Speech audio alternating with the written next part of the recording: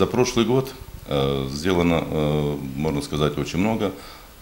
Большой объем работ выполнено. Можно даже сказать так, вот за всю историю дорожного хозяйства, с тех пор, как существует дорожное хозяйство в Осетии, столько километров в течение одного года не строилось. Это лично благодаря, значит, руководителю Георгия Казбекова.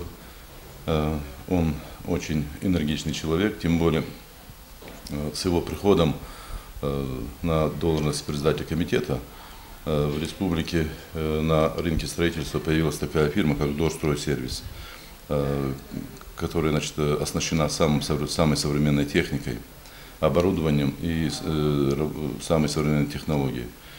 И поэтому благодаря и вот этой фирме, значит, были достигнуты такие успехи. В частности, значит, дорога, которая, значит, долго, значит, там, она находилась в таком состоянии, значит, постоянно поддерживали его, но невозможно было, надо было, значит, сделать капитальный ремонт.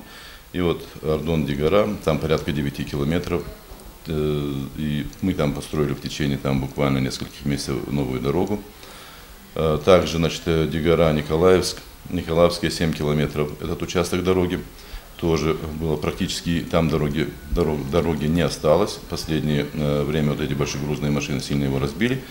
Там было одно направление. Население, значит, там и Николаевского, вот этих двух сел выходили, несколько раз митинговали, перекрывали дороги, значит, обращались к руководству района и республики, но с того момента, как начал Георгий Казбекович работать, он сразу обратил на это внимание, и в первую очередь мы построили вот этот участок автомобильной дороги. И люди очень вздохнули, и они очень благодарны сегодня комитету дорожного хозяйства, в частности Георгию. Также на Чекала-Мацута 32 километра было тоже построено буквально там за полгода. Это очень короткий срок, и были выполнены очень большие объемы работ.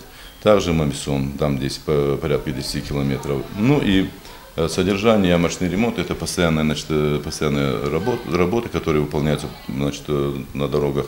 Это зимнее содержание, это в летний период, это и ямочный ремонт, и, значит, и тоже содержание, значит, всей дорожной полосы. Поэтому еще раз я хочу сказать, с приходом Георгия Казбековича вообще подход к работе очень сильно изменился. И дороги начали приобретать свое лицо.